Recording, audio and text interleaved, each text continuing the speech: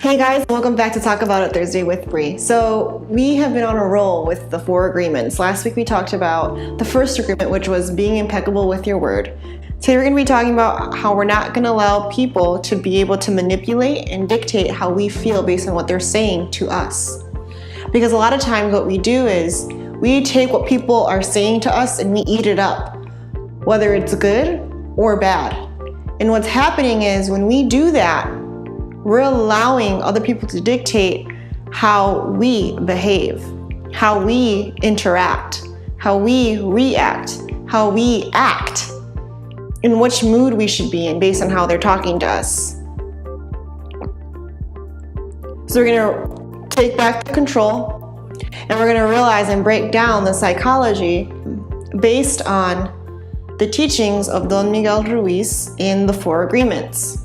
Let's talk about praise, and let's talk about criticism, because you see this a lot in the workplace. You'll get praised when you do something really good, and all of a sudden you just light up. You just light up. You get criticized, and all of a sudden you just get hurt when someone says something about you or to you. It's not what they're saying that's hurting you. It's the wounds that you have that they so happen to touch with the words that they are saying. You know, if someone says something about you, or someone says a comment like, calls you fat, and you get hurt by it, well, why are you getting hurt? Because again, they're touching your wound. What is it that you think about fat people that is making you feel hurt by that comment? What do you think about yourself? What does it mean when they call you that? Because that is where all the healing is. If someone calls you insufficient or not worthy of something and you believe it and you're hurt by it, then what is it that you believe about yourself? See, those are the types of questions that is going to get you to the next step and to the next level of self-confidence, of self-growth, and really unlocking and unleashing all the potential that you have. But until you start facing the reality and the truth about some of these things, you will stay exactly where you're at, in pain and at vulnerability to other people, because people are speaking poison to you and you're allowing that to enter you.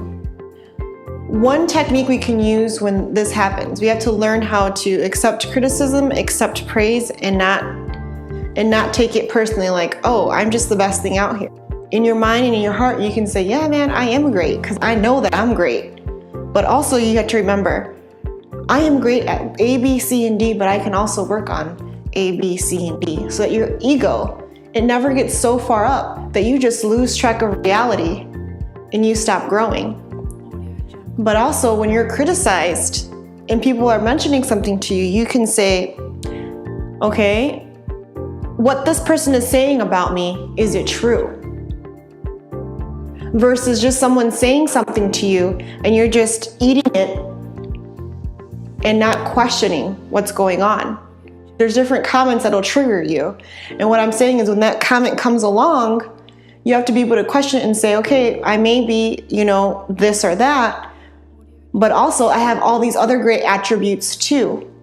That way, again, you're not allowing somebody else to determine how you're going to feel throughout the day. So we're going to be learning how to gain confidence from within, so that way no matter what anybody says, we don't need anyone to say, you're a good boy, you're a good girl. Because deep down, we're going to already know that we're great, because we know that we're developing. We know we have things to work on. And when you have that type of confidence, nobody can tell you, because you're not in fear anymore, because you know that no matter what anybody says, you got you. So they're not hurting you. They just happen to show you something that you have unhealed within yourself. Again, from last week, I mentioned I created a Facebook group.